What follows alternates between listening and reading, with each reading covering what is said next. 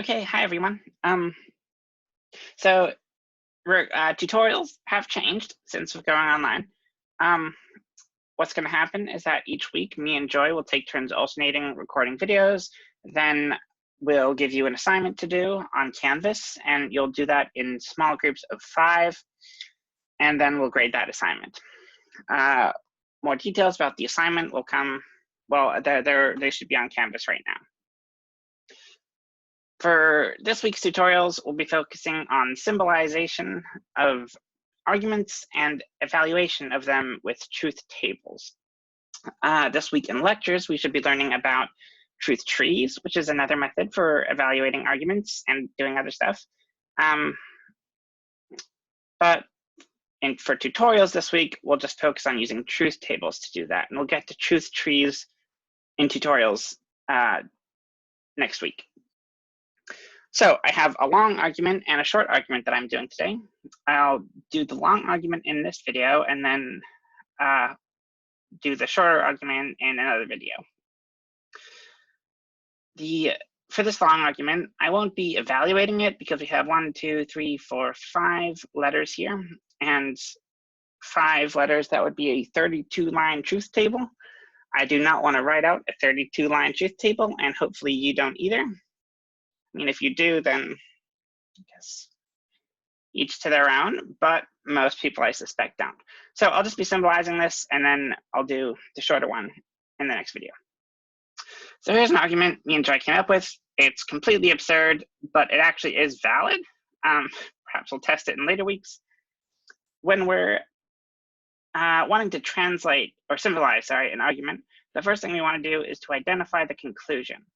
And here we have this little so that tells us that this sentence is the conclusion of the argument. Words like so, thus, therefore are good indicators that it's the conclusion. The next thing we want to do is to kind of number these sentences. We have a little 1 here. That's the first sentence. That's the second sentence. And this is the third one. And then here, this is the conclusion. And the reason I'm numbering this is just so I remember how many sentences I need to translate. It's a good habit to get into. If you don't do it, well, we usually get people who forget to translate sentences on tests. So number the sentences and take note of the numbering when you're actually symbolizing. Okay, so the first sentence. Putin owns a unicorn only if the CIA faked the moon landing. So here we can see that we have a letter for Putin owns a unicorn, and we have a letter for the CIA faked the moon landing. And so the only thing left, the only connective, truth functional connective we want to pay attention to is this only if here. And the way that we translate only if is, well, a simple way to do it is to, when you encounter only if, the stuff on the left-hand side of the only if should be on the left-hand side of a conditional, and the stuff on the right-hand side of the only if should be on the right-hand side of a conditional. So we would translate this like, Putin owns a unicorn, you, or if you, then F, the CIA faked the moon landing. This would be a translation for sentence 1. If this were if, or if and only if, then things would be different. This is just the translation for only if. Okay, so sentence 2, the CIA didn't fake the moon landing unless the Russians got there first. So we have sentence letters for the CIA faked the moon landing, and we have a sentence letter for the Russians got there first. And that means that this unless is the connective we want to pay attention to. And unless can be a bit tricky. There are a couple ways of doing it. I'll do both ways of translating, and you can do just whichever one you feel most comfortable with. So the way that I prefer to do it, the way that's kind of the simplest, is to, when you encounter the S, unless, treat it as like a disjunction. So the CIA didn't fake the moon landing. We have the CIA faked the moon landing. So didn't fake would be not F, and then treating unless it's a disjunction, not F, or the Russians got there first, R. So this would be CIA didn't fake the moon landing, or the Russians got there first. The other way to translate this would be as if not R, then not F. These are equivalent, truth functionally, in our language, they're equivalent. But some people find certain ways of translating it more intuitive than others. You can do either one. We'll grade both correctly. Or we would grade both correctly if this was like an assignment or a test.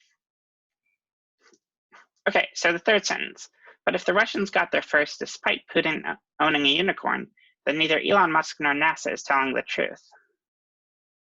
So this is a bit more complicated. We have an if here that we need to take into account. We have a despite here that we might not know what to do with. And then we have a neither nor that we need to look at as well. So I'll focus on the despite first, since it might be pretty confusing. If we want to think of, well, what could despite be? From like what kind of truth functional connective could despite correspond to? And the only real plausible answer is and. What this says here is that it expresses two things, well, right? So it says that the Russians got there first and that Putin owns a unicorn. And the despite says that they both happened, but is contrasting Putin owning a unicorn with the Russians got there first in some way. It's saying that there's this kind of negative relationship in some sense. But in logic, we don't have the capacity to express that kind of subtlety. We can only talk about and or if not. And so the only one of those that makes sense is and, because despite says that these things both happened. So we'll translate that as and. So the Russians got there first despite Putin owning a unicorn. It's R and U. And we have an if here. So this R and U is the antecedent of a conditional. If the Russians got there first despite Putin owning a unicorn, so that'd be this, then neither Elon Musk nor NASA is telling the truth. So we have another kind of complex sentence in the consequent of the conditional we need to deal with. So note that our symbolization key says that Elon Musk is lying and NASA is lying, whereas the sentences here say Elon Musk is telling the truth and that NASA is telling the truth. And so, again, there are a couple equivalent ways we could translate this. I'll do both of them. The most obvious one is that if we have Elon Musk is lying, to get Elon Musk is telling the truth, we could just have not E.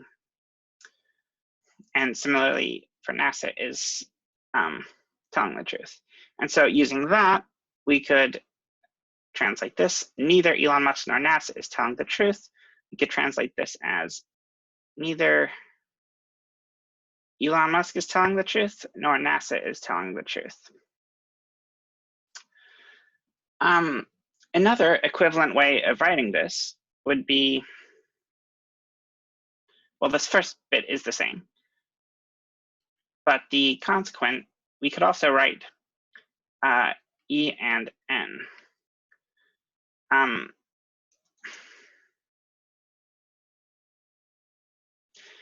These two sentences are equivalent. And this kind of makes sense, right? Because it says that neither Elon Musk nor NASA is telling the truth. Means both Elon Musk is lying and the NASA is lying. So either of these are equivalent. This is probably the second one is probably a bit more natural. So that's all the premises of our argument and the conclusion. So if Putin owns a unicorn, then NASA must be lying. We have Putin owns a unicorn as U. So if Putin owns a unicorn, then NASA is lying.